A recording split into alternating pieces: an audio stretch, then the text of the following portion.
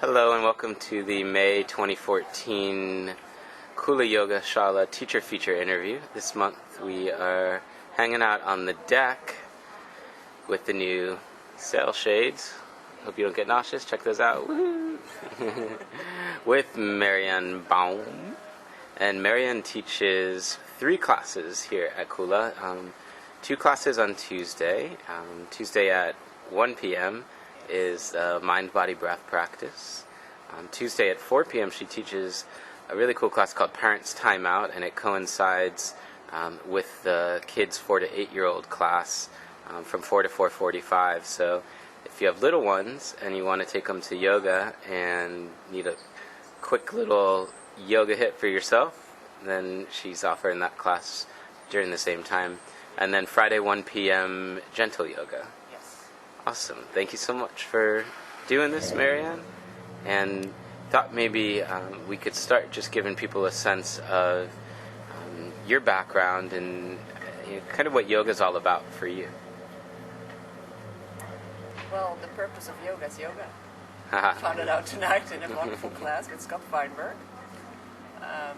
Yoga is for me first and foremost healing. It's about healing. And I discovered that it's healing capacities. Actually, in your class, essentially you're my first teacher who inspired me to become a teacher myself. I was in one of your yin-yang fusion classes. I made a move that you lead me into. Something released and I thought, wow, that feels good. If you can make me feel like this, how would it be to give others a similar experience by teaching? And the universe always provides, so that afternoon I have lunch with a friend, and she says, I'm going to do a yoga teacher training at an ashram. And I said, wow, I was thinking about doing the same thing this morning. And she said, why don't you join me? And the rest is history. I took Kalinata yoga teacher training on an ashram with it's Madhyaya yoga.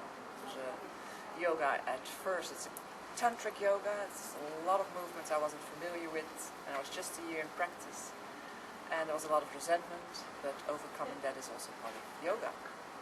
And what I learned most there was about the breath and the kriyas. And though when I finished I didn't feel equipped enough to teach, I missed certain hatha poses, I missed how to teach. I didn't feel equipped enough. And I kept on practicing, and then in 2013 I did the Transcend Yoga teacher training with Scott Feinberg and Mary Veal, and after that I definitely felt ready to do it. And I got offered a slot, that's the Tuesday slot. The Friday came, and the Tuesday Parents Time Out came as well. Yoga for me is healing because I practice myself. I prepare a routine to the music. I like to make it a fluid movement, a fluid dance, and accessible for everybody. I also like to keep it simple, so not so complicated, no handstands. However, I tried it myself, but I'm not teaching them. I really like it for a lot of people. I offer modifications, and I'm very strong on the breath. That comes from my first yoga teacher training.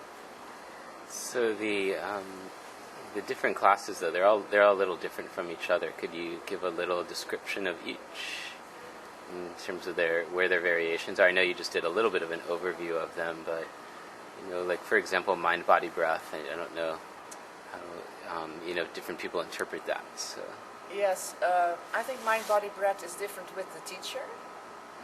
Basically, my mind, body, breath, and my gentle yoga class have a lot of similarities, because I design a class to the music, and I design certain postures and movements to it. In the gentle class, I offer more modifications and props, and I leave out the more complicated. Also depends who's in my class. Sometimes I have experienced yogis in my gentle yoga class, and we can take it further. But the emphasis also in the gentle yoga class is on the breath, because the breath makes it so much easier accessible for the body to open. Without the breath, the body is hard to open the body. I teach people to use the breath, and instead of pushing, letting the breath take them there. And miracles happen from that. So basically there's not much difference between my Tuesday class and my Friday class. Gotcha. I teach gentle anyway. I ask the people just to be gentle with themselves. Gotcha. Because, yeah, just like our bodies are just like us. We don't like to be pushed around. We like to be treated gentle and kind. So in both classes I'd like to teach that way. So what is your love affair with yoga? My love affair with yoga, strong and forever. It's an ever. In Holland we have an expression. I'm from Holland, and it says when you begin something, when you're new at something, they say, "Oh, you're just looking around the corner," and that's how I see yoga now. I'm just looking around the corner, and there's all this whole world to be discovered of breath and movement and meditation, and make it fluid and turn it into a dance. And the love is actually the dance. The love is the dance of the body, the mind, the breath, and merging that into a beautiful, beautiful yoga dance. And you're also doing a little outreach work with your teaching as well. And while it's not at Kula, I'd love for you to share a little bit about your experience teaching at Beyond Blind Institute. Oh, yes. That I was a little afraid when they asked me to do that, because teaching blind people, I'm a new teacher, so I've already problems, sequencing and having people that can see sometimes following me. So I was like, okay, but I thought on the other hand, it's an amazing training, an amazing experience, and it's a way to give back. So I tried it, and I was a little careful at the beginning. I didn't want to promise things I couldn't make through. And I said, well, I'll teach every other week. But after 2 times every other week, I noticed I miss them, and they miss me. And so I teach them every Wednesday, and it's becoming fun. And it's a diverse group.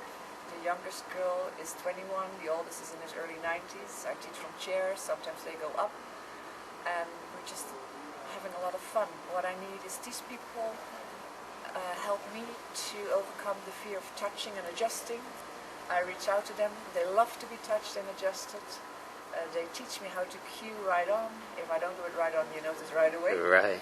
And I notice they like to have fun in their lives. So we get up and we go in a circle and we dance. And Love it. we make jokes and we breathe deeply.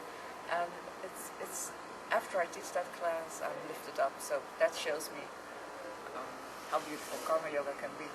I want to ask you one question. We have time for one more question.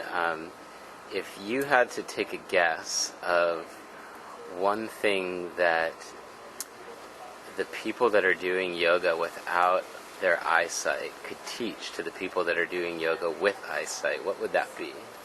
Say that again? What would the people that you're teaching that are blind Yeah.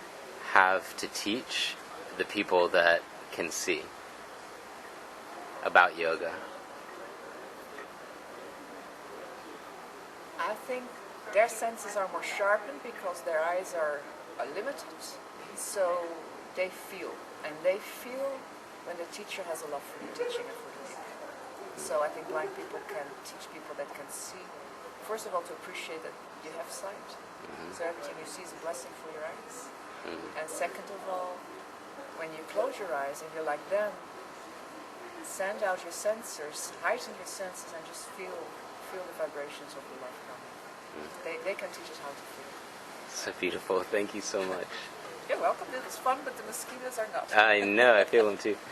Namaste. Namaste.